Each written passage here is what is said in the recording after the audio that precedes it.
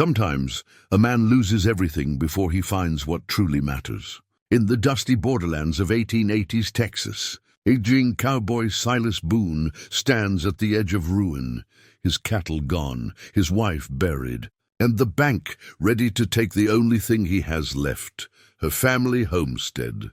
With nothing but a rusted rifle and his stubborn donkey Jasper, Silas prepares to ride into the desert and fade away. But Jasper has other plans. The ornery animal keeps dragging him off course, pawing at something in a forgotten canyon's dry riverbed.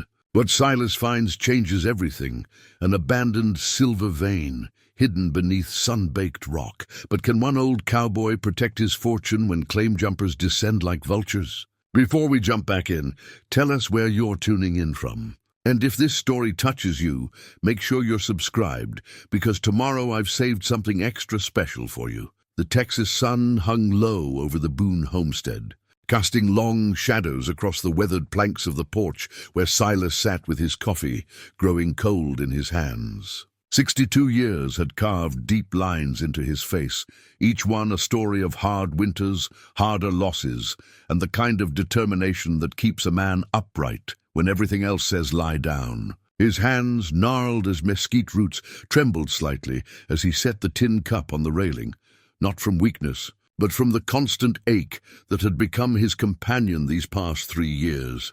The homestead had seen better days. The paint had long since peeled from the wooden siding, leaving bare grey boards that matched the color of Silas's beard.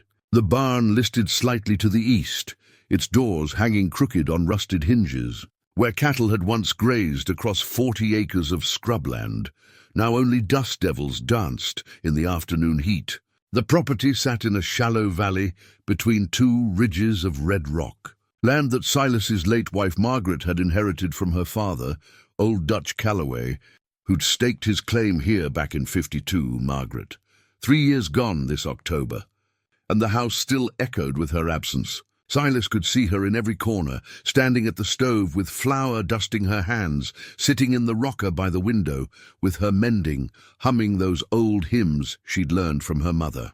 She'd been the strong one, really. Kept the books, made the hard decisions, knew when to plant and when to hold back. Without her steady hand, the ranch had begun its slow slide toward ruin. The cattle had been the first to go. A drought 2 summers back had withered the grass to brittle straw, and by winter Silas had no choice but to sell off half the herd at a loss just to buy feed for the rest. Then came the lung fever that swept through the remaining stock that spring, killing 30 head in 2 weeks. The vet from Presidio had shaken his head and said there was nothing to be done.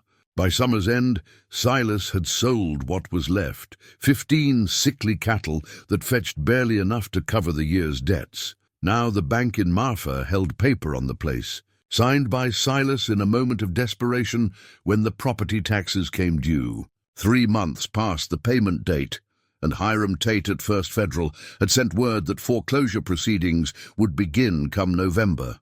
That gave Silas 6 weeks to come up with $400, a sum that might as well have been 4,000 for all the chance he had of raising it. He'd thought about riding up to New Mexico, maybe finding work on one of the big ranches up north.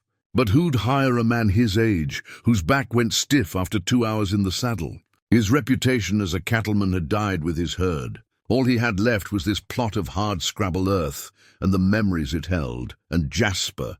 The donkey stood in what remained of the corral, his grey coat dusty and his long ears twitching at flies. Silas had bought him 12 years ago from a Mexican trader passing through, figuring a pack animal might be useful for hauling supplies up from town. Margaret had taken to Jasper immediately, feeding him apple cores and scratching behind his ears until the ornery beast actually seemed to enjoy human company. After she died, Jasper had become even more stubborn than usual, but Silas kept him around. Couldn't say exactly why, sentiment maybe, or just the comfort of another living thing that had known Margaret's kindness. The sound of an approaching wagon pulled Silas from his thoughts. He stood slowly, his knees popping, and shaded his eyes against the slanting sun. A buckboard rattled up the dirt track that served as his drive, pulled by a pair of sorrels. When it drew close enough, Silas recognized the driver, Tom Breslin, his nearest neighbor, whose spread lay 3 miles east over the ridge. Tom was younger than Silas by a decade, still strong in the shoulders, with a thick moustache that he kept waxed at the ends. He'd been a good neighbor over the years, never one to pry, but always ready to lend a hand when asked. His wife Clara had brought food after Margaret's funeral, sitting with Silas through those first terrible evenings when the silence of the house had been unbearable. Evening. "Silas!" Tom called as he pulled the wagon to a stop. He climbed down with the ease of a man who spent his days working, his boots raising small clouds of dust. "Tom!" Silas descended the porch steps, extending his hand. They shook, and Tom's grip was firm but not crushing. He glanced around the property with the practiced eye of a rancher, taking in the sagging barn, the empty corrals, the general air of decline. His expression remained neutral, but Silas could read the pity there. "Wanted to check in on you," Tom said. "Clara's been after me to make sure you're eating proper. Tell her I appreciate the concern," Silas replied. "I'm managing fine," Tom nodded, but his eyes said he knew better. "Heard from Hank Osgood that Tate's planning to foreclose." "That true?" Silas felt heat rise in his chest, not at Tom, but at the situation itself. "News travels fast. Small county. You know how it is." Tom paused, choosing his words carefully. "Look, if you need help, I don't take charity, Tom, you know that. It ain't charity. It's neighbors helping neighbors. You'd do the same for me." Silas wanted to argue, but he knew Tom was right. He would have helped if their positions were reversed. Still, pride was sometimes all a man had left, and Silas wasn't ready to let go of it yet. "I'm working something out," Silas said, though he had no idea what that something might be. "Give me a few weeks." Tom studied him for a long moment, then nodded slowly. "All right. But the offer stands. Clara and we got some savings put aside." "Not much, but I appreciate it," Silas interrupted gently. "I truly do. But I'll figure this out on my own." After Tom left, Silas stood in the yard as dusk settled over the valley. The sky burned orange and purple, the kind of sunset Margaret used to love. She'd stand right here in this spot, her hand in his, and watch the day die in a blaze of color. She'd always been able to find beauty in things, even when times were hard. He walked over to the corral where Jasper stood watching him with those dark, intelligent eyes. The donkey's worn bridle hung on the fence post, cracked leather that Silas kept meaning to oil but never got around to. He'd fashioned it himself years ago, cutting and stitching the pieces together during a long winter. Margaret had teased him about his leatherwork, saying it looked like a child's attempt, but she'd smiled when she said it. "Just you and me now." "Old boy," Silas said, reaching through the fence to scratch Jasper's nose. The donkey snorted and pushed against his hand, seeking more attention. That night, Silas sat at the kitchen table with a lamp burning low and papers spread before him. Deeds, bank notices, a ledger showing expenses against non-existent income. The numbers didn't lie. He was broken down and out of options. The smart thing would be to pack what he could carry, climb on Jasper's back, and head for the territories where a man could disappear and start fresh. But this land held Margaret's bones in the small cemetery plot on the hillside, marked by a simple wooden cross he'd carved himself. Her father was buried there too, and her mother beside him. 3 generations of Calloways had worked this ground, built this house, raised families in these rooms. Walking away would be like erasing them from the earth. He thought about the old stories Margaret's father used to tell, tales of silver strikes in the mountains, of prospectors who'd found fortune in the most unlikely places. Dutch Calloway had been a dreamer, always chasing rumors of lost Spanish mines or hidden veins of ore. He'd spent every spare dollar on maps and surveys, convinced that wealth lay buried somewhere in these hills. Margaret had laughed at her father's obsession, calling it fool's gold and wasted years. But what if the old man hadn't been entirely wrong? What if something was out there, waiting? Silas pushed the thought away. That kind of thinking led nowhere but disappointment. He wasn't a prospector, didn't know silver from granite. Besides, if there'd been anything worth finding, someone would have found it by now. The Spanish had combed these mountains 200 years ago, and modern surveyors had mapped every canyon and ridge. Still, as he climbed into bed and blew out the lamp, the thought lingered. Maybe, just maybe, there was one chance left, one final roll of the dice before the bank took everything Margaret had left him. Outside, the desert night settled in with its familiar sounds, coyotes yipping in the distance, the wind sighing through the scrub brush, Jasper shifting in his stall. The moon rose full and bright, painting the landscape in shades of silver and shadow, and somewhere out in those shadowed canyons, something waited, something that would change everything, if only Silas had the courage to follow where his stubborn donkey led. The morning Silas decided to ride out and disappear started like any other.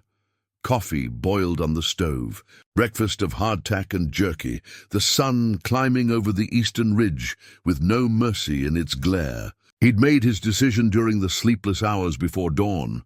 There was no point waiting for the bank to come take the place. Better to leave on his own terms, with his dignity intact. He packed light bedroll, canteen, what little food remained in the pantry, the rusted Winchester that had been his father's.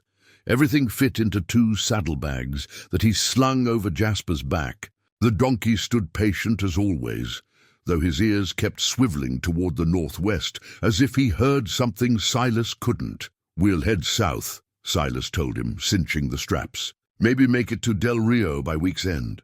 Might find work there, or keep going into Mexico. Start over where nobody knows us." Jasper made a sound deep in his chest, not quite a bray, more like disagreement. "I know you don't want to leave," Silas said, running a hand along the donkey's neck, "but there's nothing left for us here." He took one last walk through the house, his footsteps echoing in rooms that had once been filled with life. Margaret's rocker sat empty by the window. Her apron still hung on its peg by the stove. He'd meant to pack these things, these pieces of her, but found he couldn't. They belonged here, in this place. Taking them would be like grave robbing. In the bedroom, he opened the drawer of the nightstand and pulled out the small wooden box where Margaret had kept her few pieces of jewelry.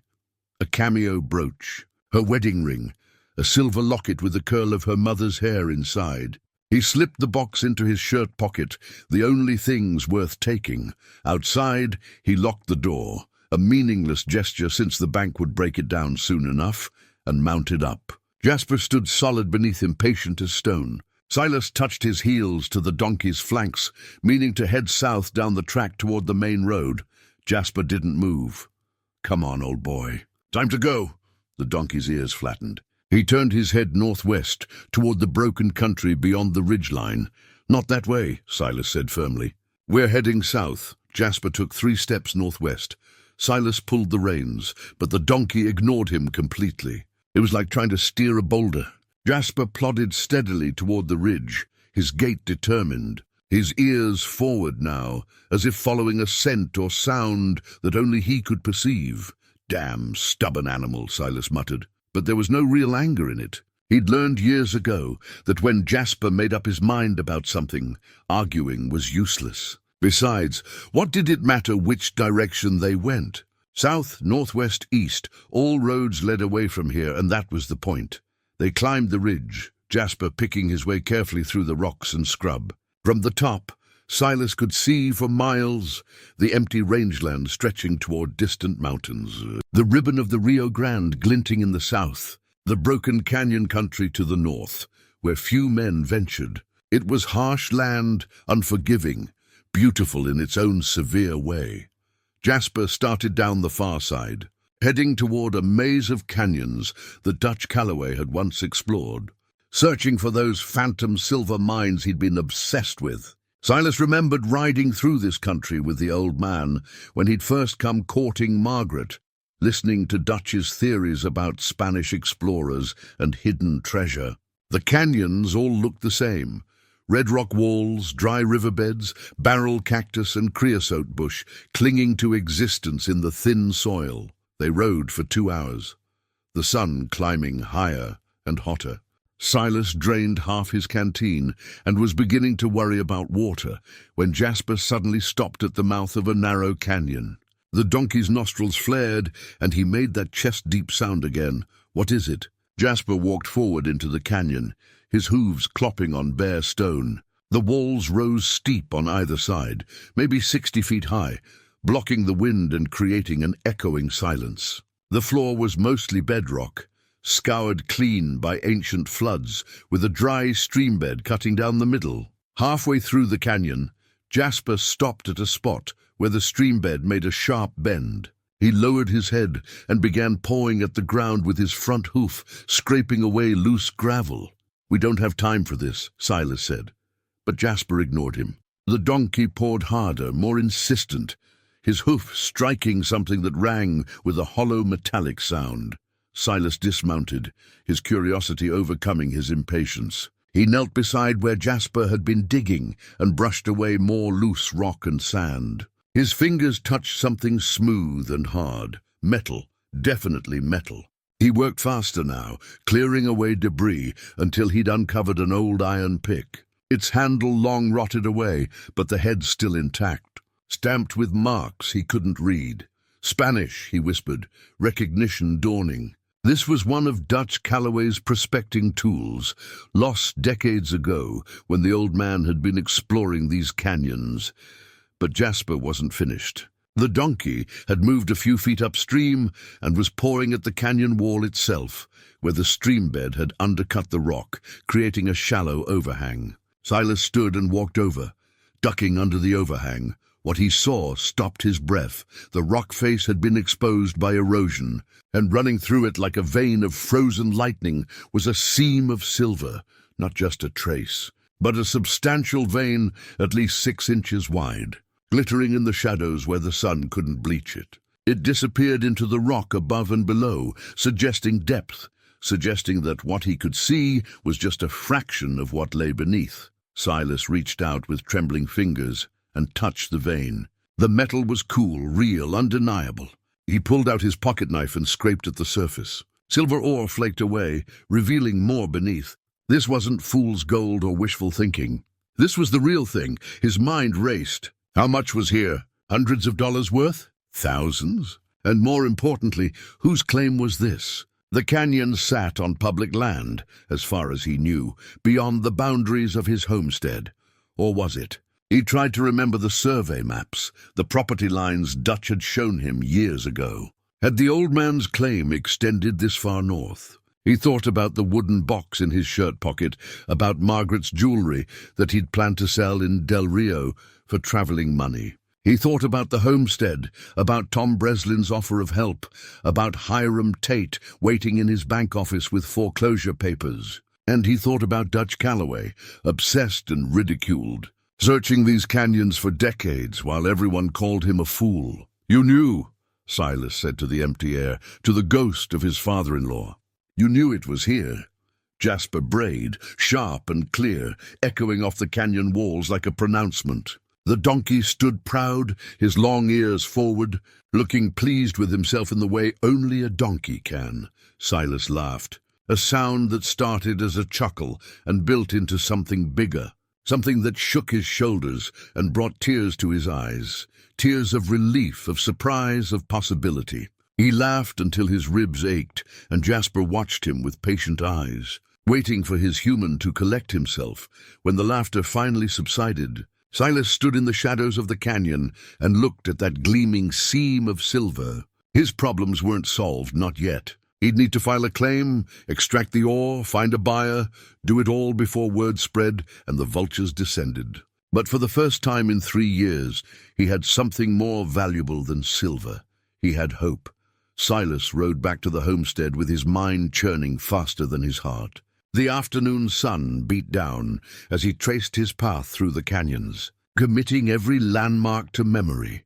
The twisted juniper at the mouth of the canyon, the stack of red boulders that looked like a crumbling tower, the hawk's nest in the high cliff face. He'd need to find this place again, and in country like this. One canyon looked much like another. Jasper seemed satisfied now, plodding along with his ears relaxed, as if his work was done, and the rest was up to Silas. The old donkey had led him to a miracle, and Silas found himself patting the animal's neck more than once, whispering thanks that probably sounded foolish but felt necessary. Back at the house, He unsaddled Jasper and spread the survey maps across the kitchen table. They were yellowed and brittle, marked with Dutch Calloway's handwriting, notes about rock formations, water sources, possible mineral deposits. The old man had been meticulous in his record-keeping, even if his theories had seemed wild. Silas traced the property boundaries with his finger, trying to match the maps to the terrain he'd just crossed. The homestead's northern border extended along the ridgeline, but the canyons beyond fell into a grey area. Some were clearly public land, but others, including what he thought, might be the canyon where he'd found the silver, had been part of a disputed claim Dutch had filed back in the 50s. He found the paperwork in an old trunk in the bedroom, buried beneath Margaret's quilts and his father's army discharge papers. The claim document was dated 1854, signed by Dutch Calloway and witnessed by a territorial judge. It described a tract of land including all canyons north of the ridge extending to the Red Rock, formations known locally as Devil's Fingers. Silas knew those. Formations, a series of stone spires visible from the high country. If the claim was valid, his Silver Canyon fell within it, but was the claim still good? Dutch had filed it before Texas became a state, under different laws and different governance. And after Dutch died, no one had maintained the claim or paid whatever fees might be required. For all Silas knew, the land had reverted to public domain years ago. He needed help, legal help, and that meant riding into Marfa and talking to someone who understood mining law. The thought made his stomach tight. Going to town meant risk. If he asked too many questions, people would wonder why. And in a place like Marfa, wonder turned to gossip faster than lightning struck. Still, he had no choice. He couldn't just start digging ore without knowing whether he had legal standing. And he'd need to register the claim properly, get it recorded at the county office. One step at a time, he told himself. First understand the law, then figure out how to work the vein without drawing attention. The ride to Marfa took 4 hours. And Silas made it in the early evening, when the streets were still busy enough that one more cowboy wouldn't draw notice. The town sprawled along the railroad line, a dusty collection of adobe buildings, wooden storefronts, and the brick fortress of the courthouse dominating the central square. Silas tied Jasper at a rail outside the Silver Dollar Saloon and stood for a moment, gathering his thoughts. He'd considered going straight to a lawyer, but lawyers talked, and lawyers cost money. Instead, he walked 3 blocks to a small office with a hand-painted sign, Franklin Wade, surveyor and land agent. Wade was an old-timer, a man who'd been mapping West Texas since before the war. If anyone knew the history of Dutch Calloway's claims, it would be him. The office was dim and cluttered, every surface covered with rolled maps, surveying equipment, and stacks of dusty ledgers. Franklin Wade sat behind a desk that looked like it might collapse under the weight of paper, his spectacles perched low on his nose as he studied a document. He was thin as a rail, completely bald, with ink stains on his fingers and a permanent squint from years of detailed work. "Help you?" he asked without looking up. "Name's Silas Boone. I need information about an old mining claim." That got Wade's attention. He looked up, studied Silas over the rim of his spectacles. "Mining claim? We don't get many of those anymore. Most of the good ground was picked over 30 years ago. This one's from 1854, filed by Dutch Calloway." Wade's eyebrows rose. Dutch Calloway. Now there's a name I haven't heard in a while. "You related?" "Was married to his daughter. Margaret, right? Heard she passed. My condolences." Wade stood and moved to a filing cabinet against the wall, his fingers dancing across the drawer labels. Dutch filed a dozen claims over the years. Never found anything worth digging, but he was persistent. "Which one you asking about?" "The northern tract up past my ridgeline. Canyons extending to Devil's Fingers." Wade pulled out a file, laid it on the desk, and began sorting through papers. "That one? Filed in 54, renewed in 59, and then," he paused, running his finger down a column of notes. "Nothing after that." Dutch let it lapse, probably when he realized there was nothing there. "So the land's public domain now?" "Should be, but—" Wade pulled out a map, unrolled it on the desk. Thing is, when Texas reorganized after the war, a lot of old claims got grandfathered in, if the family maintained any form of use. Did Dutch ever build anything on that land? Dig any exploratory shafts? Mark boundaries? Silas thought about the rusted pick he'd found, about the tools and markers Dutch might have left scattered through those canyons. He explored it regular. Had equipment up there that might constitute use. And if Margaret inherited his estate, and you inherited from her, you might have a legal claim to anything he filed. Wade scratched his bald head. But I'm not a lawyer. You'd need to talk to someone who knows mineral rights. What if I wanted to file a new claim? Wade gave him a long look. You find something up there, Silas? The question hung in the air. Silas had prepared for this moment, rehearsed his answer. Just want to know my options. That land's part of my wife's family history. Seems right to protect it proper. Wade didn't look convinced, but he nodded. New claim would require a survey. Samples proving mineral content, filing fees, and registration with the county. Cost you maybe $50 plus my fee for the survey work. Call it another $50. $100. Silas had maybe $10 to his name, and most of that would go for supplies. He felt the weight of the problem settling on his shoulders again. Finding the silver was just the first step. Claiming it legally, protecting it, working it, all of that required money he didn't have. I'll think on it, Silas said, keeping his voice steady. Appreciate your time. Outside, the sun had set, and Marfa's streets were lit by oil lamps hanging from posts. Silas stood on the boardwalk, watching people move through the evening. Cowboys heading into saloons. Families walking home from the general store. A freight wagon rumbling past loaded with supplies. Somewhere in this town, Hiram Tate was probably sitting in his house eating dinner, comfortable in the knowledge that the Boone homestead would soon be his to sell.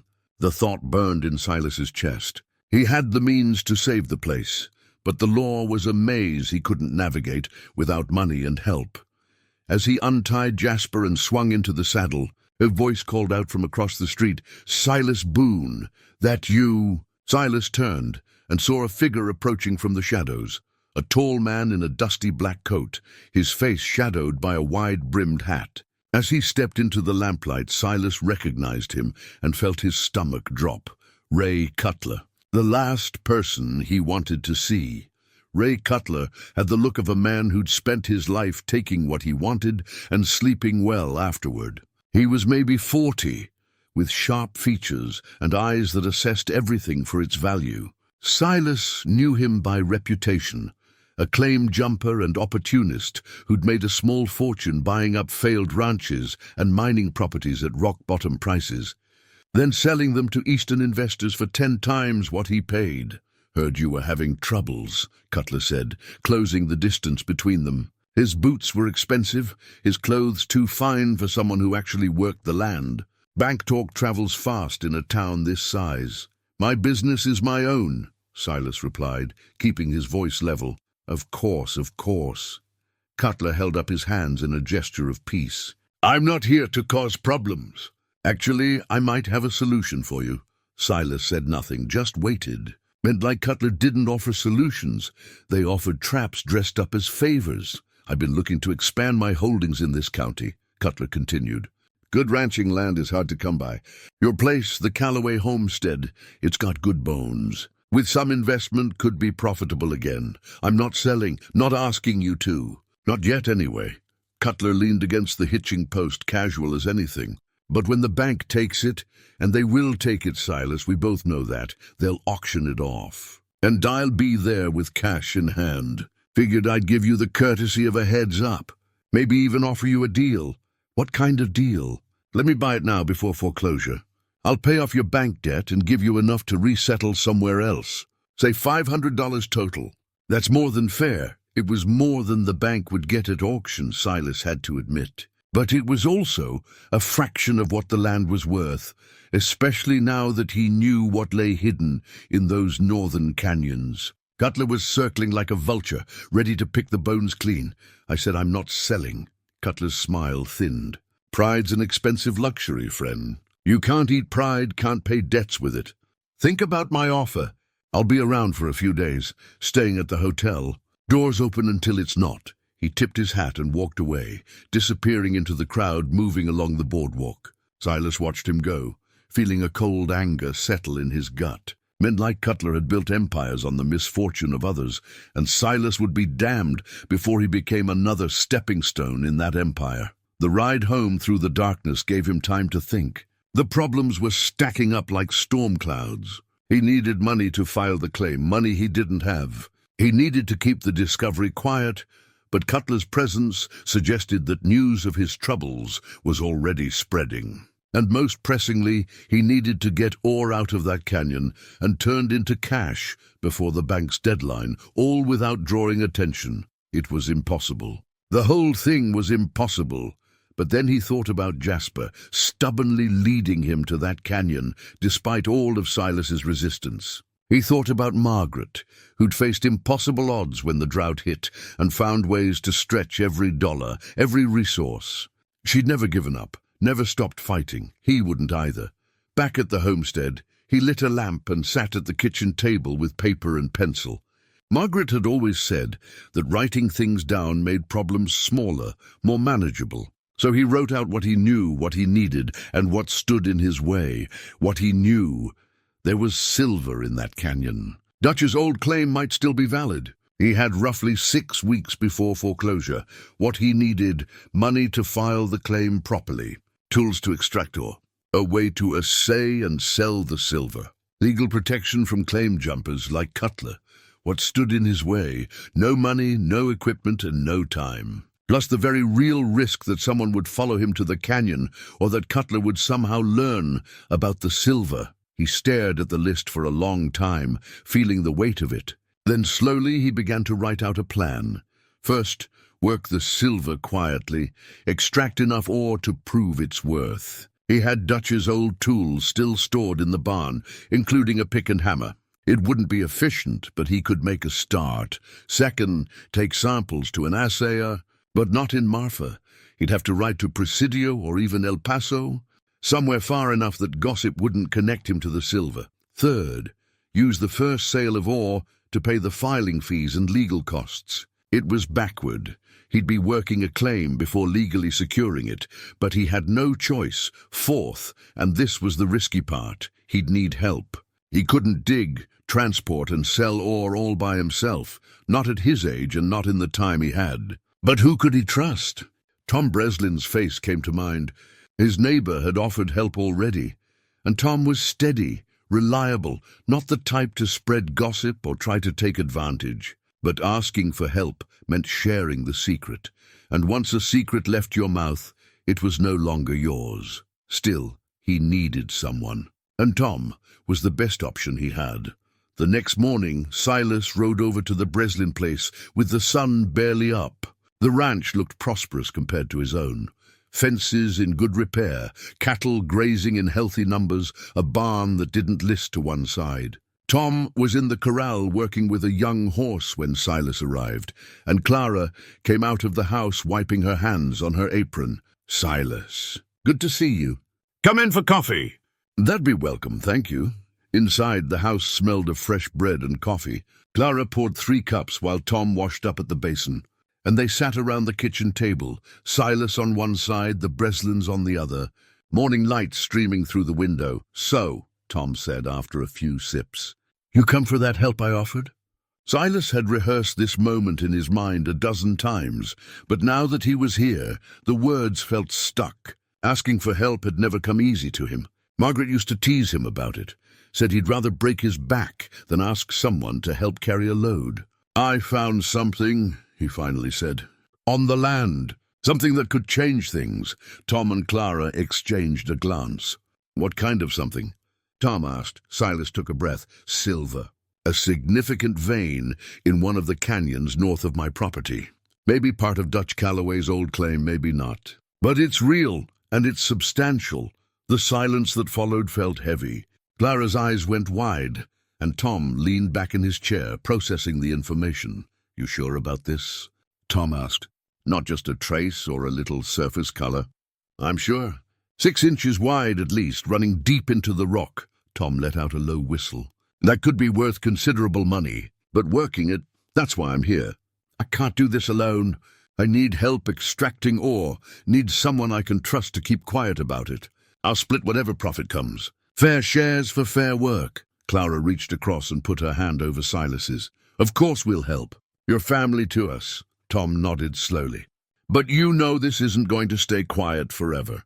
You start moving on, people notice. And if word gets out before you've got legal protection, I know the risks, Silas said. But I've got 6 weeks before the bank takes everything. This is my only chance. Tom looked at his wife, some silent communication passing between them. Then he turned back to Silas and extended his hand. All right, we're in, but we do this smart and careful. No rushing, no taking stupid chances. Silas shook his hand, feeling something loosen in his chest. Relief, gratitude, hope. He wasn't alone anymore. Whatever came next, he'd face it with friends beside him. And that made all the difference. They started work the next morning, arriving at the canyon before dawn, with tools loaded on Tom's wagon. Picks, hammers, chisels, and canvas bags for the ore. Jasper led the way, as if he knew exactly where he was going. His ears forward, and his steps sure across the rough terrain. When they reached the silver vein, Tom spent a full 5 minutes just staring at it, running his hands over the exposed metal, testing its depth with a chisel. Finally, he turned to Silas with something like awe on his face. Dutch really did know what he was talking about. This is a substantial find. Question is how much we can get out before... Silas didn't finish the sentence. Before time ran out. Before someone noticed. Before everything fell apart. They worked in shifts, one man swinging the pick while the other cleared debris and loaded ore into the bags. The rock was hard, resistant, and every strike of the pick sent jolts up through Silas's arms and into his shoulders. His back complained after the first hour, screaming after the second, but he kept at it, driven by necessity and the ghost of his wife's voice in his head, telling him to be strong just a little longer. Tom was younger and stronger, but even he was breathing hard by midday. They'd managed to fill 3 bags, maybe 100 pounds of ore total, and exposed another foot of the vein, running deeper into the canyon wall. This could take months to work properly, Tom said, wiping sweat from his face. Years, even if we want to get it all. We don't have years. We have weeks. Then we're going to need more help. My oldest boy, maybe. He's strong and knows how to keep his mouth shut. Silas hesitated. Every person they brought in was another risk, another mouth that might slip at the wrong time. But Tom was right. 2 old men with picks couldn't extract enough ore in 6 weeks to make a difference. All right, he agreed. But only your boy. No one else. They loaded the ore bags onto the wagon and covered them with a tarp, making it look like they were hauling supplies rather than potential fortune. The ride back to Silas's place was quiet, both men lost in their own thoughts. That evening, Silas sat on his porch with a glass of water and watched the sun set over the same land he'd been ready to abandon just days ago. Everything had changed, and yet nothing had changed. The house was still falling apart. The bank still held paper on the place. Ray Cutler was still circling. The only difference was hope. Fragile as a soap bubble, but real nonetheless. The sound of hoofbeats drew his attention. A rider was approaching from the direction of town, moving at an easy lope. As he drew closer, Silas recognized the horse, a paint gelding that belonged to Franklin Wade, the surveyor. Wade dismounted and tied his horse with practiced ease. Evening, Silas. Hope I'm not intruding. Not at all. What brings you out? Wade climbed the porch steps, his boots scuffing against the worn wood. He looked uncomfortable, like a man carrying news he didn't want to deliver. After you left my office yesterday, I got curious. Started pulling old files, looking into Dutch Calloway's claims. Found something interesting. Silas felt his stomach tighten. What's that? Dutch's northern claim, the one to Devil's Fingers, it's still technically valid. See, when he died, ownership passed to Margaret through probate. And when she died, it passed to you. Nobody ever formally abandoned it, which means, under Texas law, it's still an active claim. Relief washed through Silas. So I have legal standing? You do, but here's the problem. Wade pulled a folded paper from his coat. I wasn't the only one asking questions. Ray Cutler came into my office this afternoon, inquiring about the same property. Offered me $100 for any information about mining claims in that area. Silas felt the blood drain from his face. What did you tell him? Nothing. I don't work for Cutler, and I don't like the man. But he's going to keep digging, and he's got money to pay for information. If he finds out about that claim, finds out it's valid. Wade shook his head. You need to register it officially. Get it on the county books before he can challenge it. That requires a survey and filing fees. I know.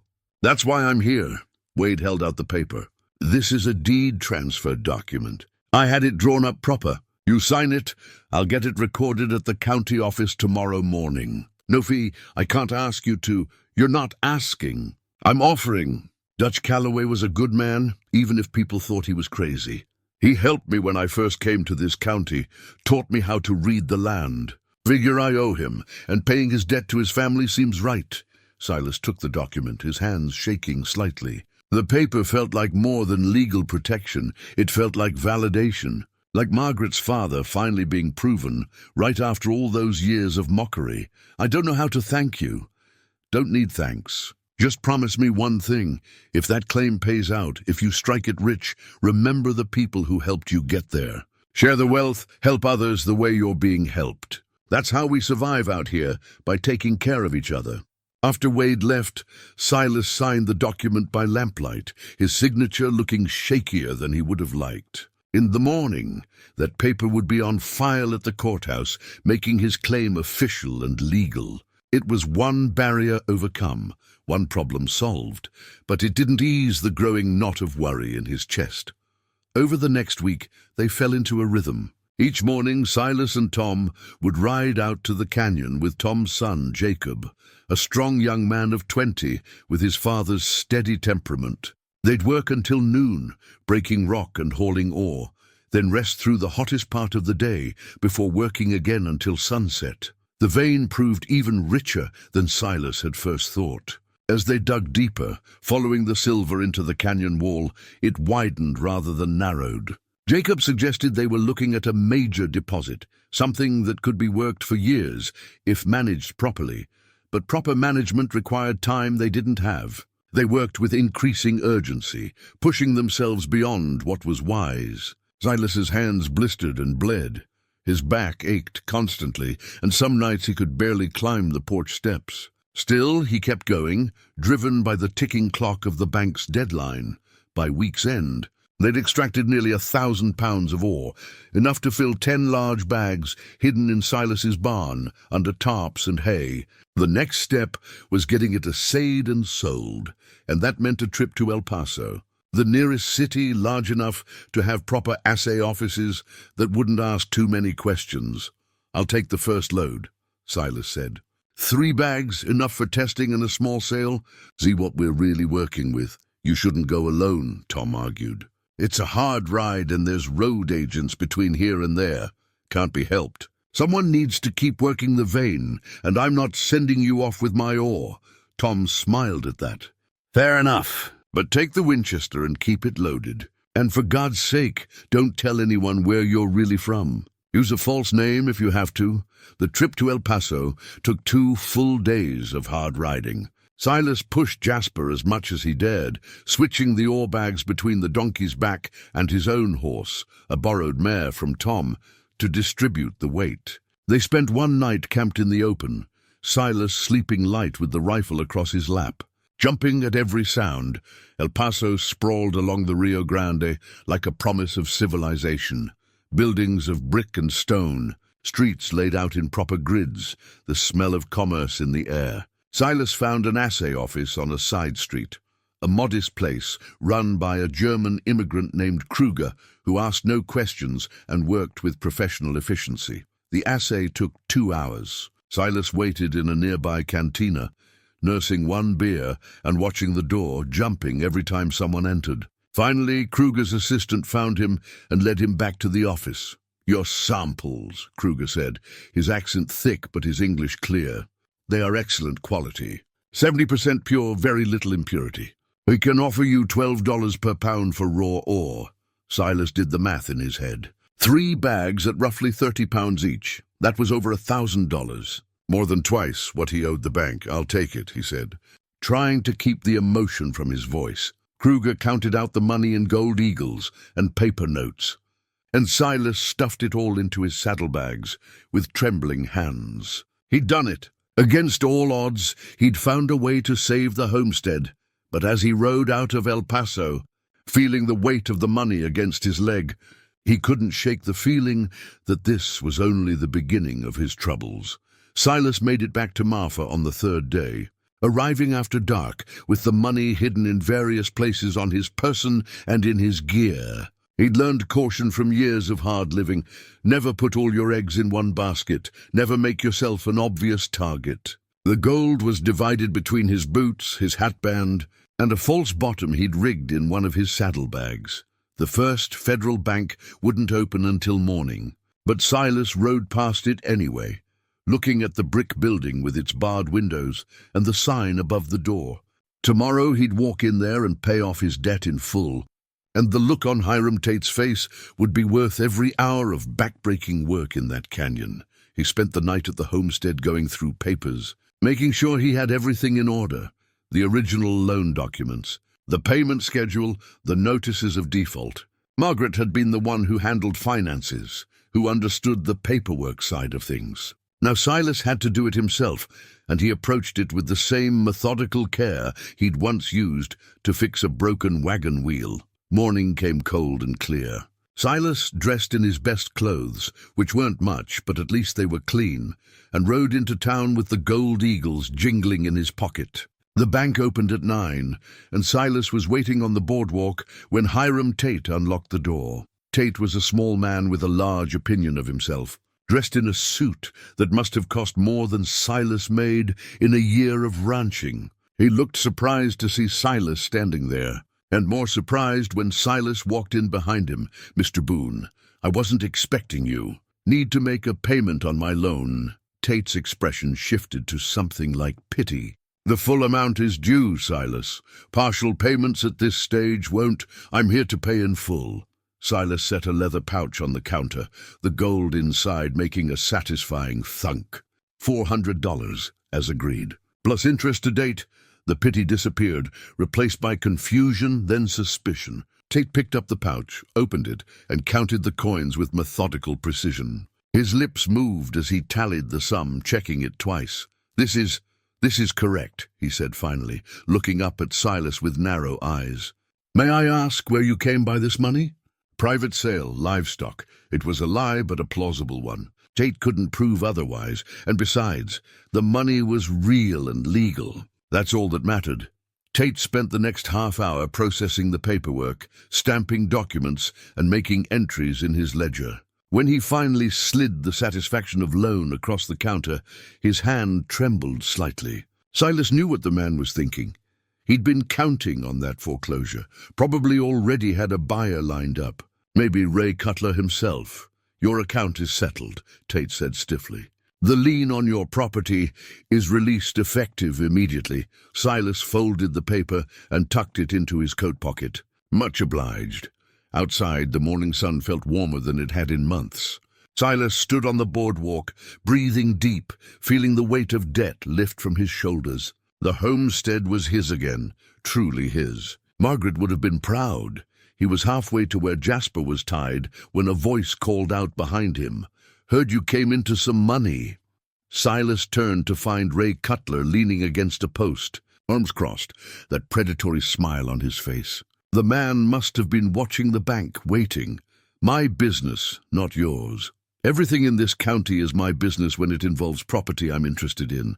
$400 is a significant sum for a man who couldn't scrape together 50 last week. Makes a person curious about the source.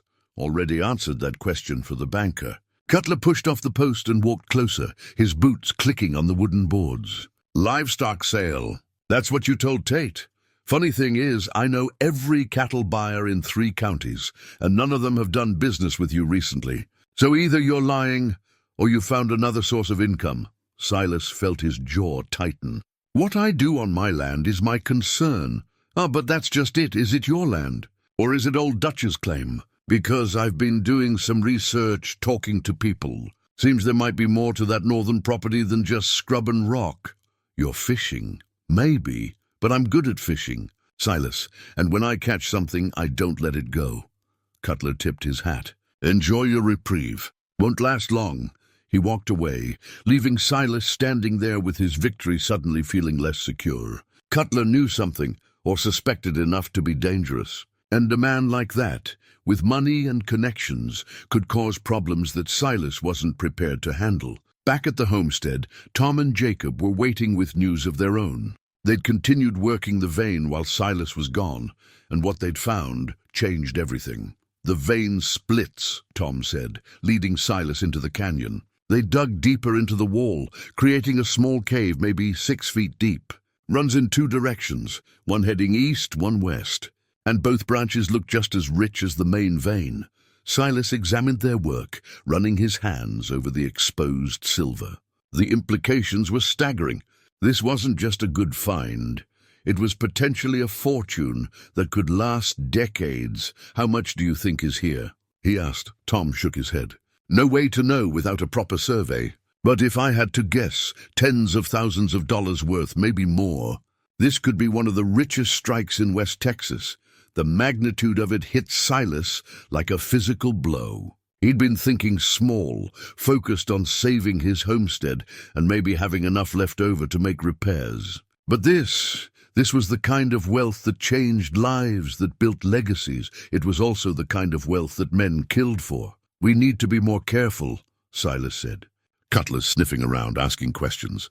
If word gets out about this, it's going to get out, Tom interrupted. That's the reality, Silas. You can only keep a secret so long, especially once you start selling ore. The assayer in El Paso, the buyers, the freight companies, every person who touches this operation is a potential leak. So what do? We work fast. Extract as much as we can while we have the advantage of secrecy. Build up capital, hire guards if necessary. And we prepare for trouble, because trouble's coming whether we like it or not. They worked through the afternoon, the 3 of them moving with renewed urgency. Jacob handled most of the heavy digging, his young muscles adapting to the work better than the older men. Tom and Silas loaded ore and hauled it back to the wagon, and by sunset they'd filled another 6 bags. That evening, as they sat around Silas's kitchen table, sharing a meal that Clara had sent, Tom brought up something Silas had been avoiding thinking about. You're going to need to incorporate. Form a proper mining company, issue shares, do this legal and above board.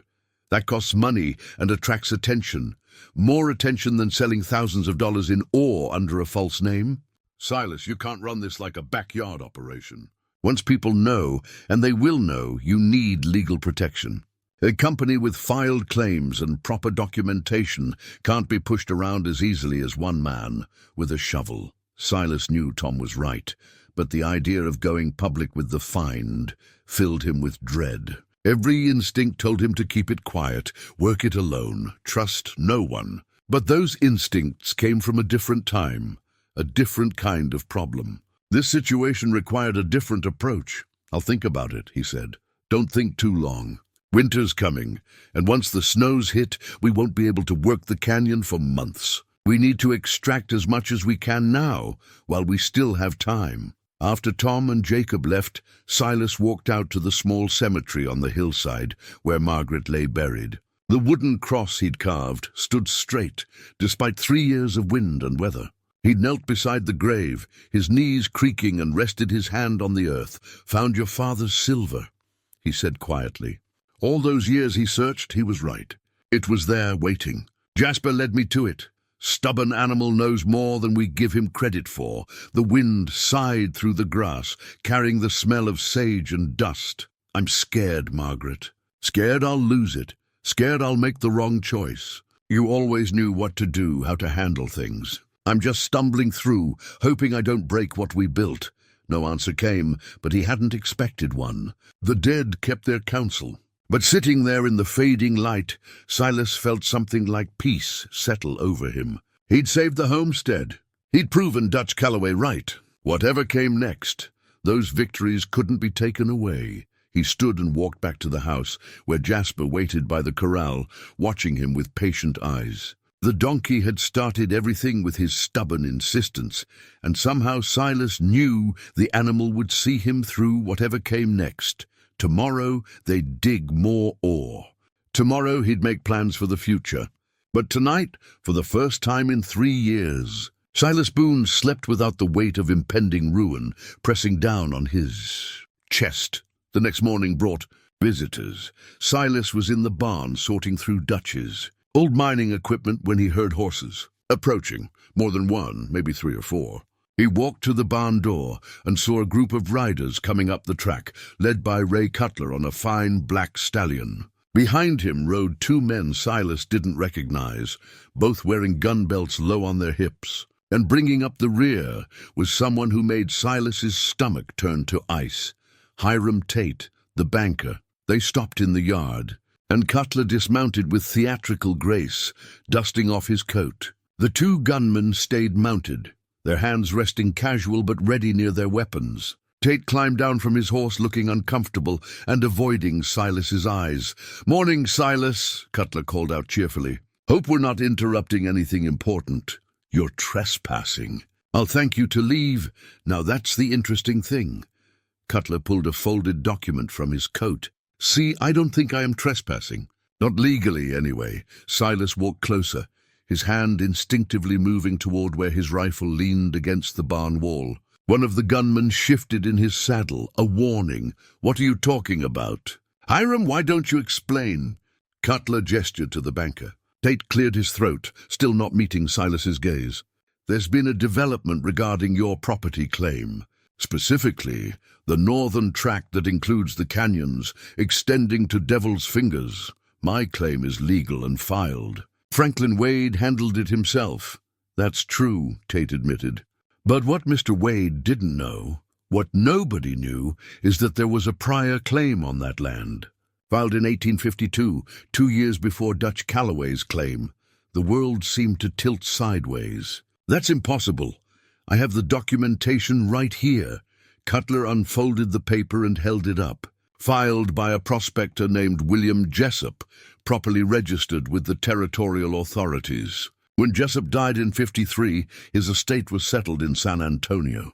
The claim was sold to cover his debts, and it's changed hands several times since. I purchased it 3 months ago from an estate auction in Austin."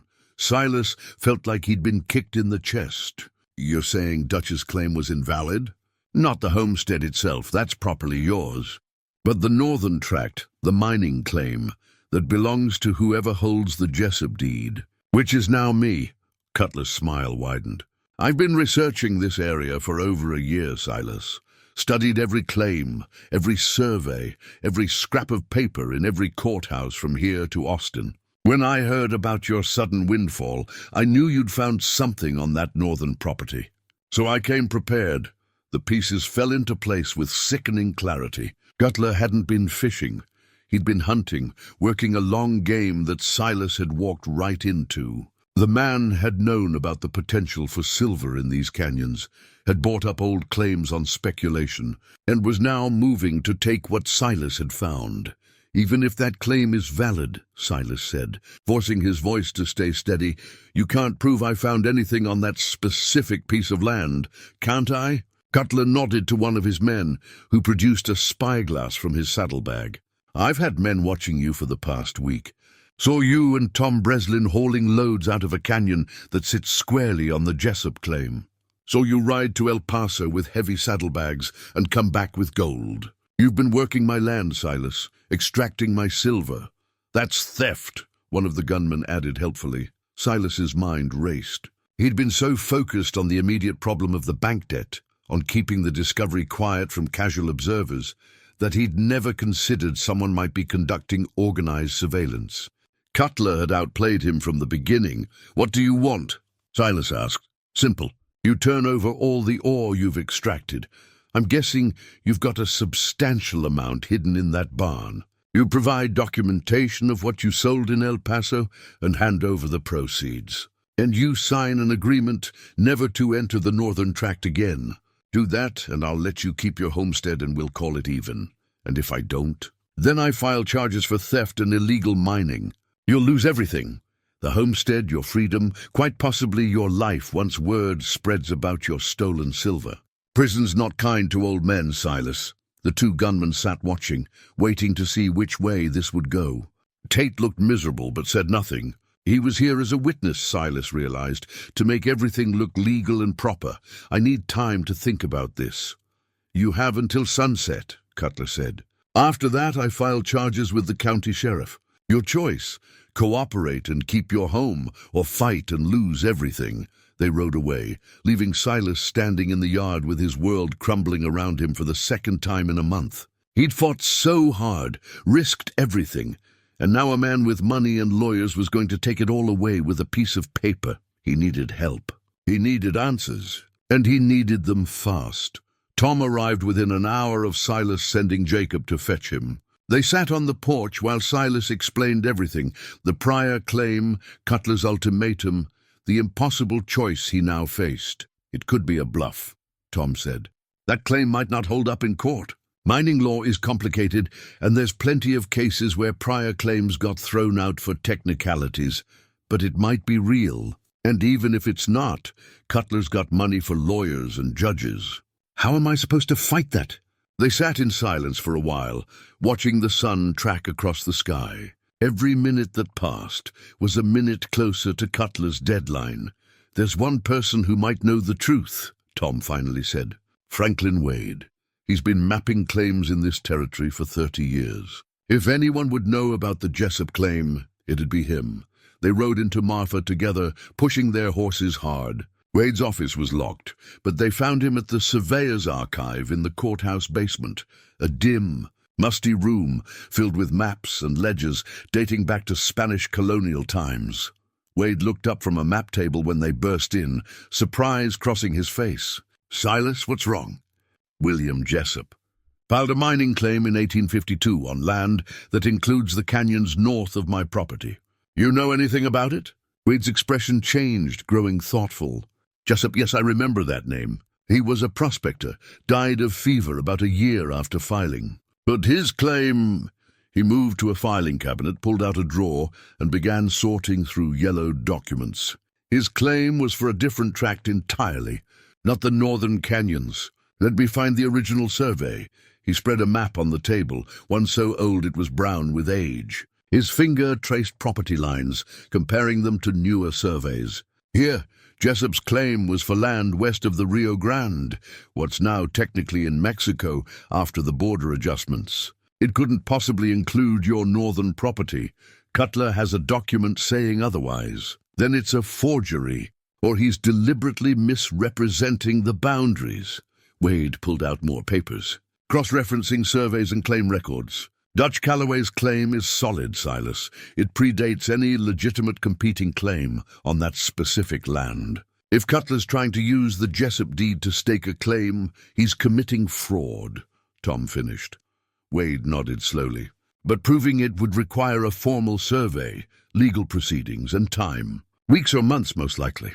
And during that time, Cutler would strip the canyon clean, Silas said. File his own claim, extract the silver, and by the time the court sorted it out, there'd be nothing left to fight over. Exactly. The law protects the rightful owner, but it moves slowly. And Cutler knows that. Silas felt a cold anger settling in his gut.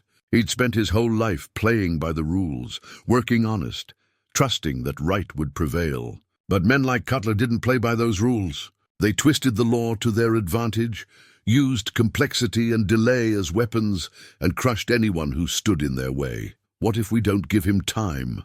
Silas said quietly. Tom looked at him. What do you mean? He gave me until sunset to surrender. He checked the sun's position. Maybe 4 hours. What if we use those 4 hours to extract everything we can? Load up every ounce of ore, document the vein with photographs and samples, and remove the evidence before he can claim it. That's dangerous, Tom said. If his men are watching, let them watch. They're watching the homestead, not the canyon.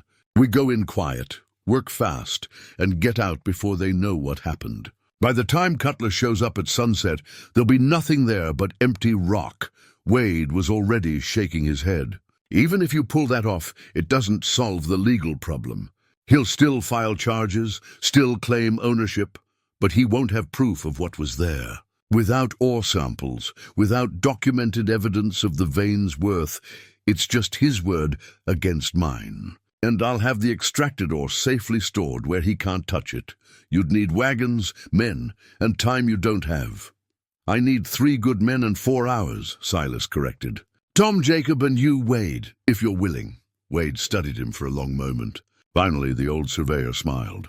Dutch Calloway once told me that sometimes the only way to beat a cheat is to outwork him. I think he'd approve of this plan.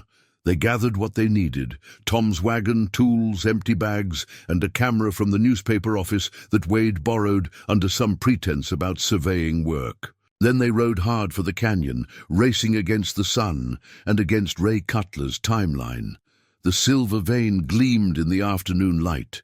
Waiting to give up its treasure one last time, they hit the canyon like men possessed, each knowing their role without needing discussion. Wade set up his camera equipment first, capturing images of the silver vein from multiple angles, close-ups showing the ore's quality, wide shots documenting its extent, pictures of the surrounding rock formations for location reference. Every photograph was evidence, proof that would hold up in court when Cutler tried his legal maneuvering. "Hold this," Wade said, handing Silas a measuring rod. The old surveyor positioned it against the vein and snapped another picture. "Need scale reference." Judges like documentation. While Wade worked the camera, Silas and Tom attacked the vein with picks and hammers. Jacob loaded the freed ore into bags with speed born of practice. His young muscles adapted now to the rhythm of the work. The silver came away in chunks and fragments, each piece representing money, security, and hope. Silas's hands bled from fresh blisters on top of old ones, and his back screamed with every swing of the pick, but he didn't slow down. Couldn't slow down. The sun was tracking toward the western ridge, and with every degree it dropped, Cutler's deadline drew closer.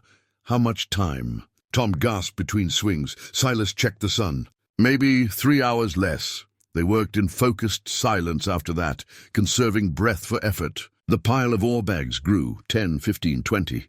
Jacob ran them to the wagon in relay, loading them under the tarp and hurrying back for more. The vein fought them, the rock harder in some spots than others, but they were relentless. Wade finished with the camera and picked up a hammer to help.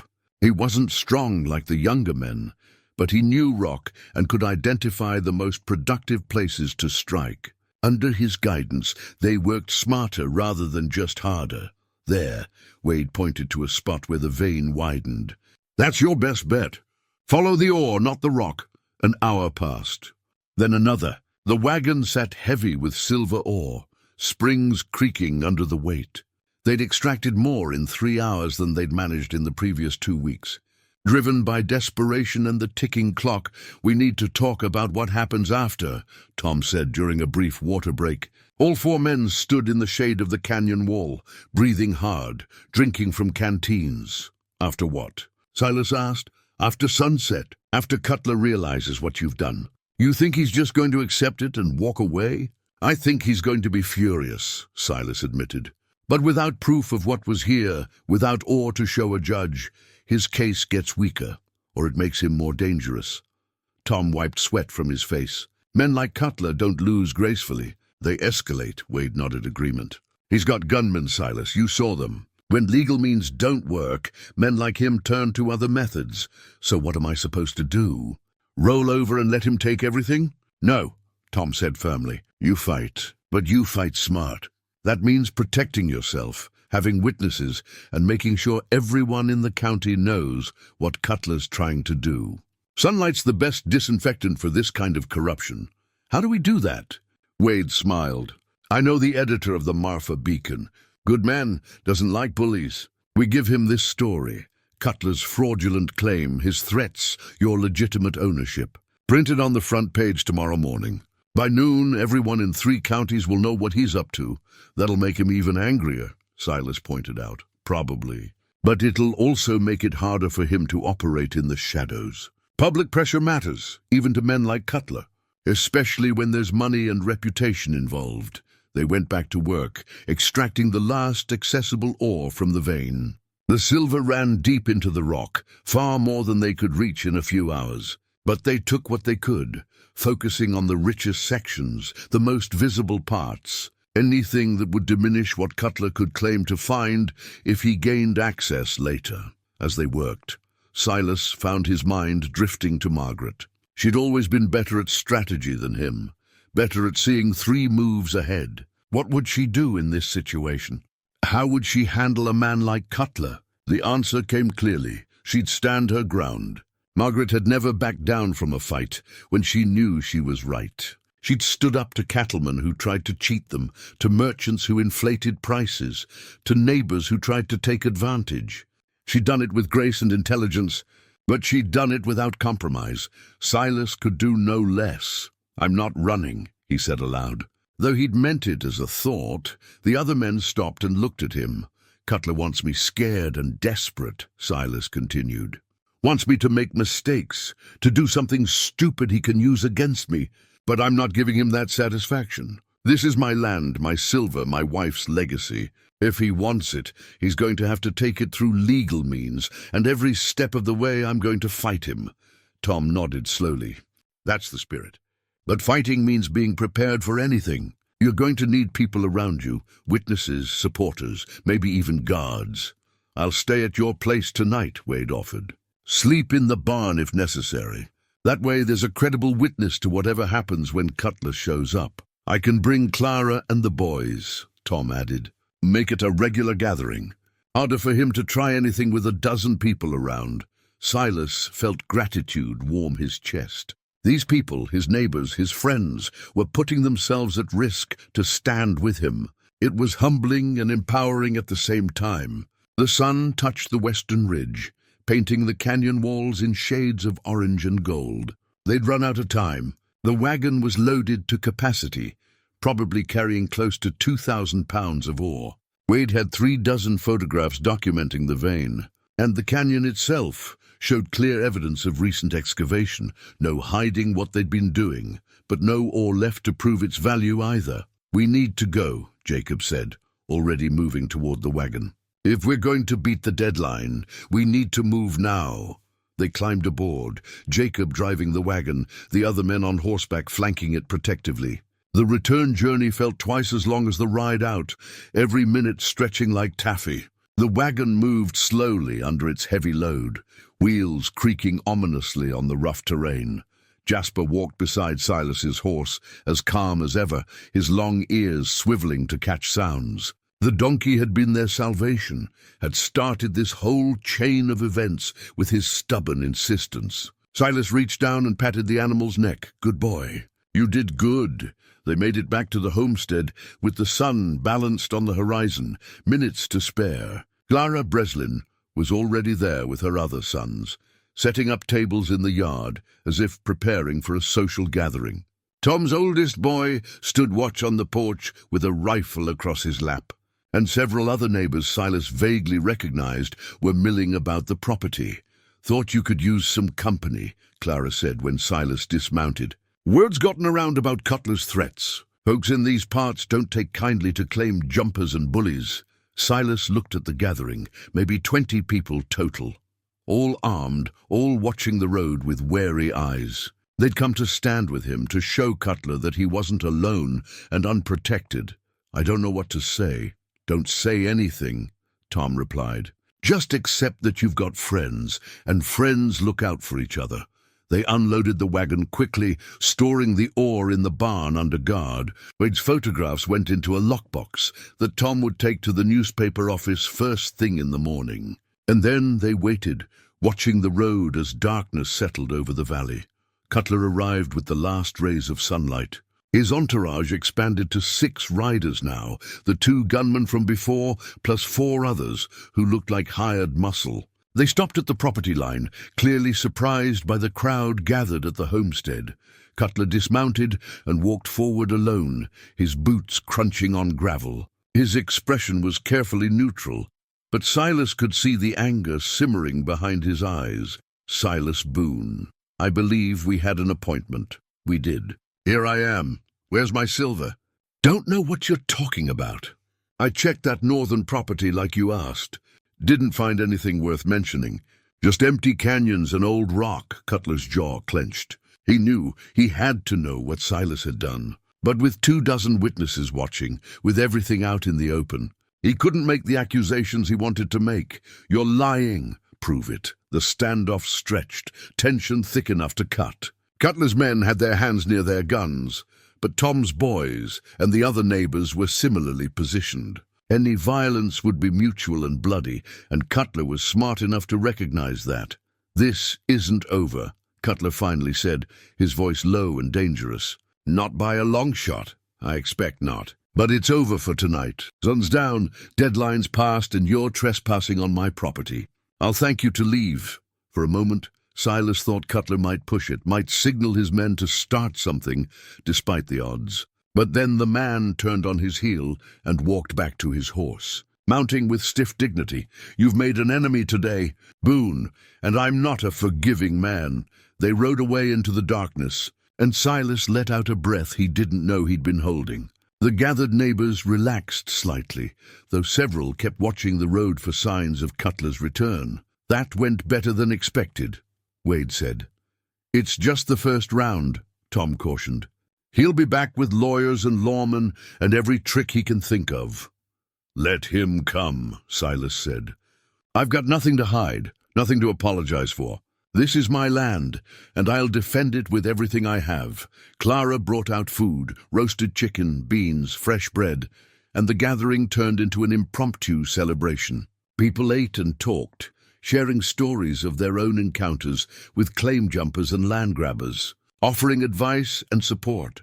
Silas moved through the crowd, shaking hands and accepting kind words, but his mind was already on tomorrow. Cutler had promised this wasn't over, and Silas believed him. The real fight was just beginning, in courtrooms and county offices, through lawyers and judges, in the court of public opinion, but standing there in his yard, surrounded by friends and neighbors, with silver ore hidden in his barn, and Margaret's cross on the hillside, watching over everything. Silas Boone felt something he hadn't felt in years. He felt like he could win. The courthouse in Marfa filled beyond capacity 3 days later, with people standing in the aisles and crowding the doorway. Word had spread through the county like wildfire after the Beacon published Wade's photographs and the full story of Cutler's attempted land grab. Public opinion, it turned out, had considerable weight. Judge Thornton Marsh presided, a silver-haired man in his 70s who'd been settling disputes in West Texas since before the Civil War. He had a reputation for fairness, tempered with impatience for foolishness, and his courtroom allowed no theatrics. Silas sat at the defendant's table with a lawyer Tom had helped him hire, a young man named Samuel Porter from El Paso who specialized in mining law. Across the aisle, Cutler sat with 3 lawyers in expensive suits, their briefcases stuffed with documents. The hearing had been called to determine the validity of competing claims on the Northern Tract. Cutler was seeking an injunction preventing Silas from accessing the property, plus damages for ore allegedly stolen. Silas was defending his right to the land and counterclaiming that Cutler's documentation was fraudulent. Judge Marsh surveyed the crowded courtroom and banged his gavel. This is a hearing, not a circus. Anyone who can't maintain proper decorum will be removed. Are we clear? Murmurs of agreement rippled through the crowd. Cutler's lead attorney stood, a man named Blackwell with slicked back hair and a voice like oil. Your Honor, the facts of this case are straightforward. My client holds a legitimate deed to the Jessup claim. Properly filed and registered, Mr. Boone has been illegally extracting ore from property that belongs to Mr. Cutler. We have witnesses who observed this activity. And where is this Jessup deed? The judge asked. Blackwell produced the document with a flourish, handing it to the bailiff, who carried it to the bench. Judge Marsh studied it for several long minutes, his reading glasses perched on his nose, while the courtroom waited in tense silence. This document references land surveyed by the Spanish territorial government in 1852, Marsh finally said. Do you have the original survey map? We do, Your Honor. Another document was produced. Marsh compared the two papers, his frown deepening.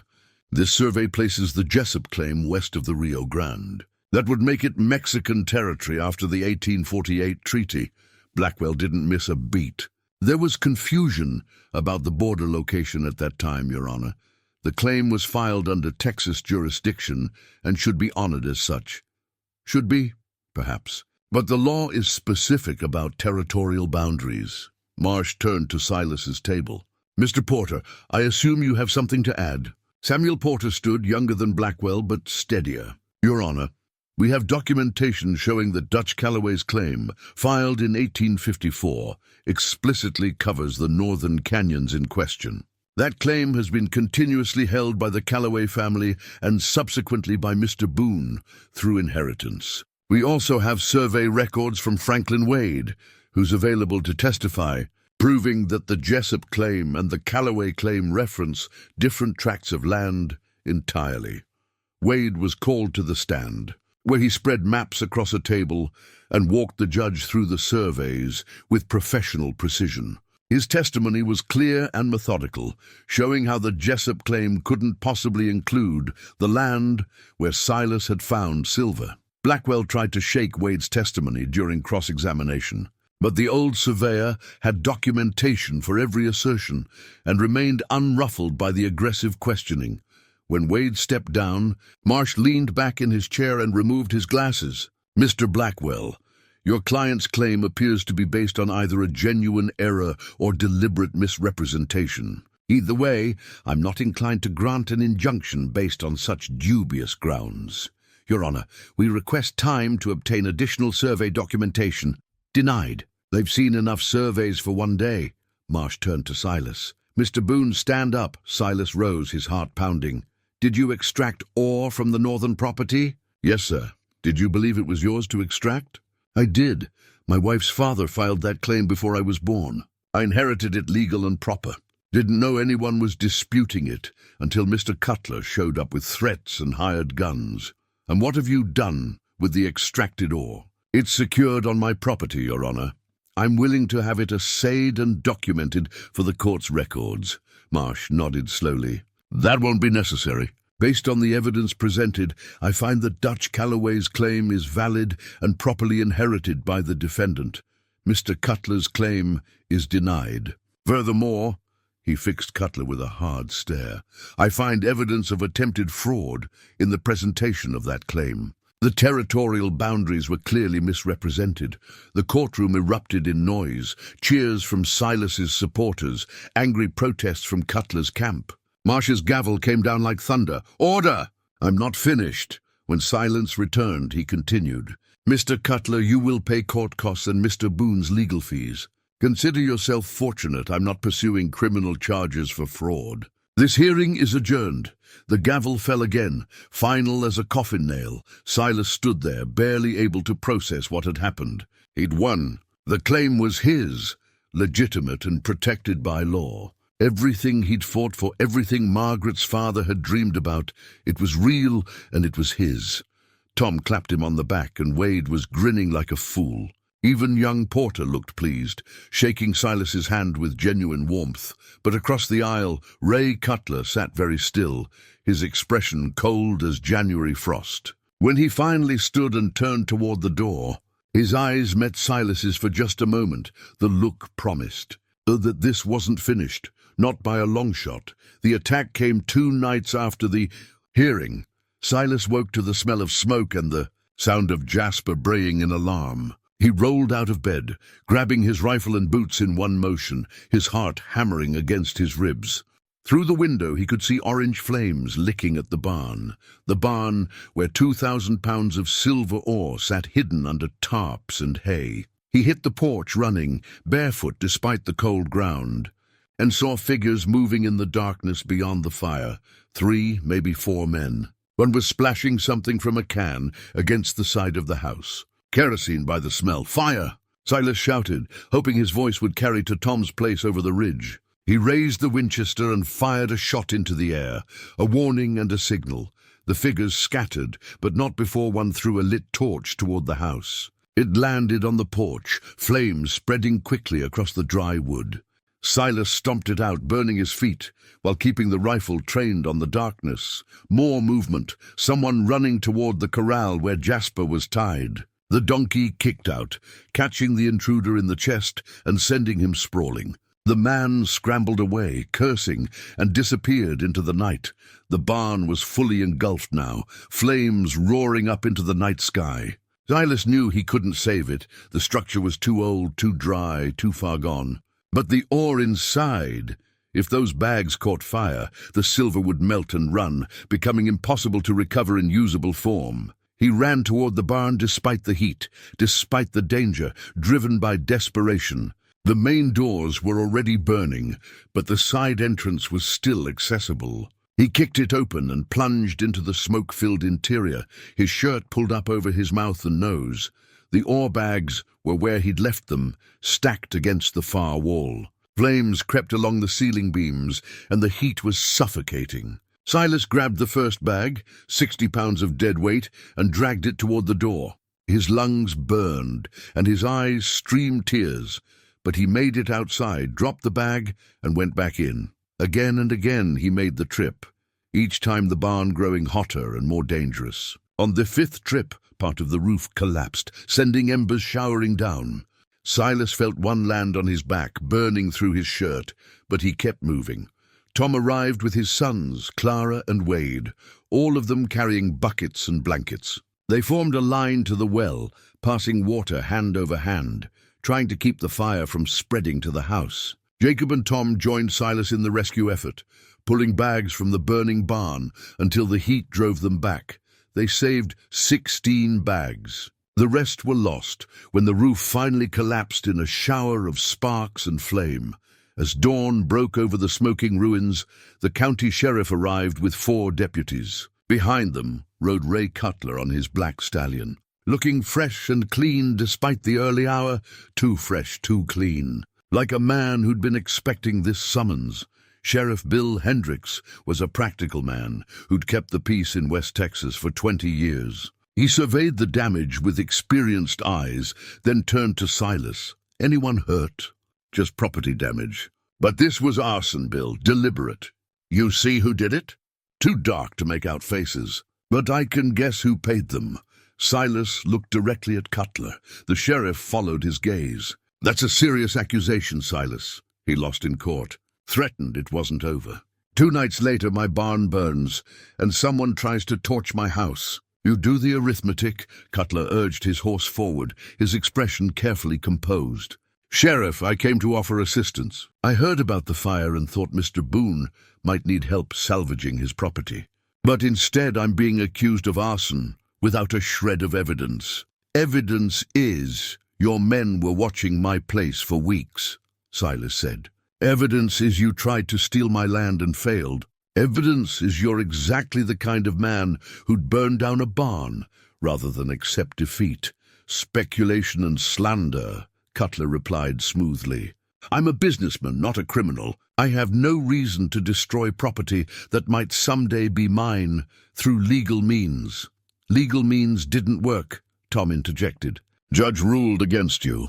So you tried this. The sheriff held up his hand. Everybody calm down. Ray, where were you last night? At the hotel in Marfa.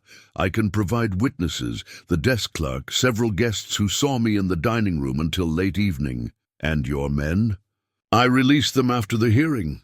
They're no longer in my employ. It was neat, Silas had to admit. Cutler had insulated himself perfectly. The men who'd set the fire were probably long gone, and Cutler had an alibi. Nothing could be proven, even though everyone knew the truth. I'll investigate, Hendricks said. But without witnesses or evidence, there's not much I can do.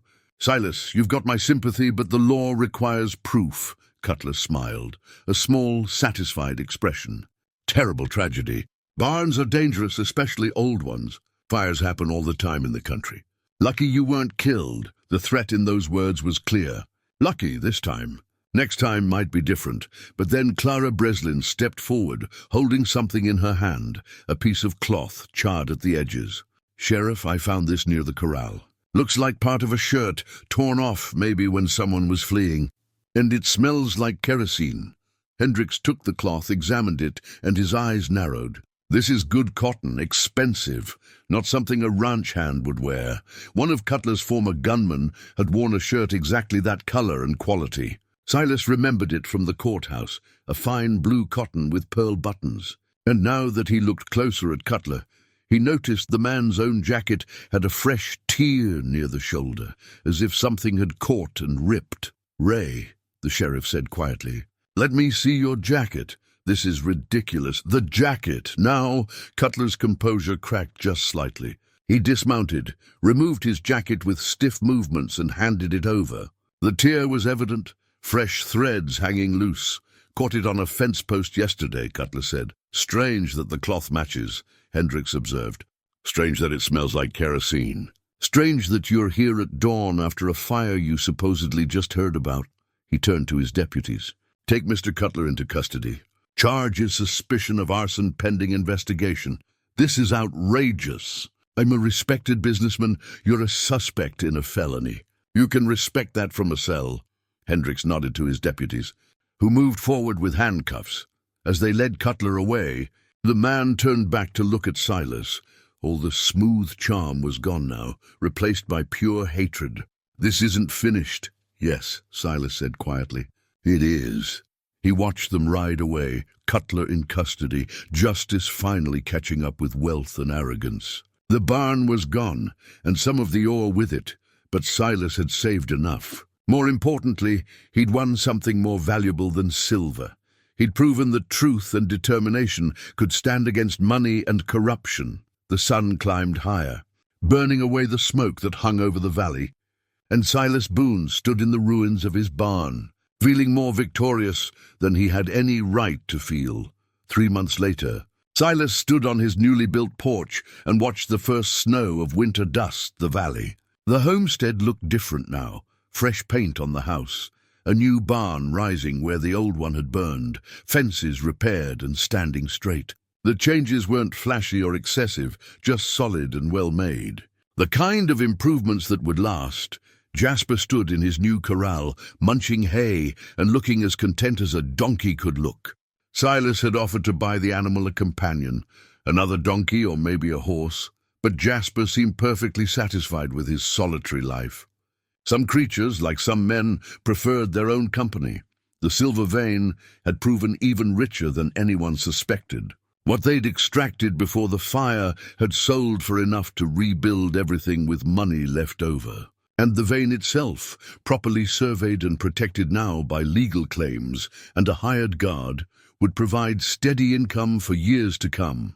Dutch Calloway's obsession had been vindicated in ways the old man never lived to see. Silas had formed a partnership with Tom Breslin, splitting profits equally and hiring local men to work the claim properly. They'd built a small processing facility near the canyon, doing things the right way, safe, legal, and sustainable. The Boone-Breslin Mining Company wasn't going to make them wealthy beyond measure, but it would provide comfortable livings for both families and jobs for a dozen men besides. Ray Cutler had been tried and convicted of arson and attempted fraud. He was serving 5 years in the state prison, his reputation destroyed, and his business interests seized to pay damages. Justice had been served, though Silas took no particular pleasure in the man's downfall. He'd learned that victory tasted better when it came from building something rather than destroying someone else. The sound of an approaching wagon drew his attention. Tom and Clara were coming up the drive, and with them was Franklin Wade. They'd gotten into the habit of Sunday dinners together, the 3 families taking turns hosting. Sharing food and conversation the way neighbors should. "Brought fresh bread," Clara called out as Tom helped her down from the wagon. And Wade's got news. They gathered around Silas's new kitchen table, solid oak that he'd bought from a carpenter in Marfa rather than trying to build it himself. Some jobs were better left to experts. Clara set out the bread along with butter and jam, and they ate while Wade spread papers across one end of the table. "County wants to name the canyon," Wade said. "Make it official on the maps. Thought you should have a say in what it's called." Silas considered that. "Calloway Canyon, after Margaret's father." He's the one who knew it was there all along. Wade nodded approvingly and made a note. Calloway Canyon it is. Has a good ring to it. He paused, then added, There's something else. A reporter from the Austin newspaper wants to interview you. Write a story about the poor cowboy who struck silver. I told him I'd ask, but I'd understand if you wanted to keep your privacy. What do you think I should do? I think, Wade said carefully, that stories matter, not just for what they say about the past, but for what they tell people about the future. Your story about perseverance, about friendship, about standing up to bullies, that's worth sharing. Might inspire someone else who's at the end of their rope. Silas thought about that. He'd never considered himself particularly inspiring, just a man who'd been backed into a corner and fought his way out. But maybe that was exactly the kind of story people needed to hear. Not tales of easy fortune, but of hard work, help from friends, and refusing to quit. Tell him yes. But I'm not the only one in the story. Tom, Clara, Jacob, all of you made this possible. If he wants the truth, he needs to talk to everyone. Fair enough, Wade agreed. They talked through the afternoon, making plans for the spring. Tom wanted to expand the mining operation carefully, following the vein wherever it led. Clara was organizing a school fund for the county, using donations from the mine to build a proper schoolhouse. Wade was mapping other old claims in the area, curious whether Dutch Calloway had been right about more than just this one canyon. As the sun began its descent toward the ridge, casting long shadows across the valley, the Breslins and Wade prepared to leave. Silas walked them out to their wagon, shaking hands and exchanging the kind of casual farewells that came from knowing you'd see each other again soon. After they left, Silas walked up the hill to the small cemetery where Margaret lay buried. The wooden cross he'd carved still stood straight, though he'd added a proper headstone beside it, simple granite with her name and the years of her life. Beside her rested her parents, 3 generations of Calloways who'd worked this land and believed in its promise. We did it, Silas said quietly. Found your father's silver, saved the homestead, built something that'll last. He paused, listening to the wind sigh through the grass. Wish you were here to see it. You'd like the new kitchen. And Tom's Clara, she reminds me of you sometimes. Same kind of strength. The sun touched the horizon, painting the sky in shades of orange and purple. It was the kind of sunset Margaret had loved, the kind she'd stand and watch with her hand in his, finding beauty in the end of each day. I miss you, he said. Every day. But I'm not drowning anymore. Found my footing again, found a reason to keep going. That's something, isn't it? The wind picked up, carrying the scent of snow and sage, and for just a moment Silas could almost feel her presence beside him. Warm and steady and proud. He stood there until the last light faded from the sky, then walked back down to the house where a lamp burned in the window and Jasper waited by the corral. He'd lost everything once, his wife, his cattle, his hope. But sometimes a man has to lose everything before he can find what truly matters. Not silver or land or material wealth, but the courage to keep fighting, the friendship of good people, and the understanding that every ending carries within it the seed of a new beginning. Silas Boone had been a poor cowboy on the brink of ruin. Now he was a man who'd found his fortune, not just in a canyon wall, but in the strength to stand tall when everything tried to knock him down. And that, he thought as he climbed the porch steps, was worth more than all the silver in Texas. Behind him, Jasper brayed once, a sound of contentment and satisfaction. The stubborn donkey had led him to hidden fortune, just as the title promised. But the real treasure hadn't been the silver. It had been the journey and the man he'd become along the way.